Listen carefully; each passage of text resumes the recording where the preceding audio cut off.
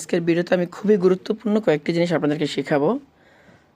যদি আপনারা কোনো মোবাইল কিনতে যান, সেই মোবাইলটা কি অরিজিনাল না ডুপ্লিকেট, অথবা আপনি যে মোবাইলটা কিনবেন সেই মোবাইলটাতে কোনো প্রবলেম আছে কিনা, অথবা সেটাতে জিডি করা আছে কিনা, সেটা চুরি করা মোবাইল কিনা, এবং একটি মোবাইলের আইএমইআই নাম্বার কীভাবে চেক করবেন, এই বিষয়গুলো নিয়ে আমি আলোচনা করতেছি। একটু মনোযোগ দিয়ে দেখেন, তাহলে আপনাদের অনেক উপকারে আসবে। প্রথমে আমরা আমাদের আইএমইআই নাম্বারটা খুঁজে নিতে হবে। এজন্য আমরা মোবাইলের ডায়াল অপশনে যাব। ডায়াল অপশন থেকে আমরা এখানে লিখব *#06, দেন হচ্ছে আমরা হ্যাশে ক্লিক করব। তাহলে আমাদের আইএমইআই নাম্বারটা চলে আসবে আমাদের ডিসপ্লেতে।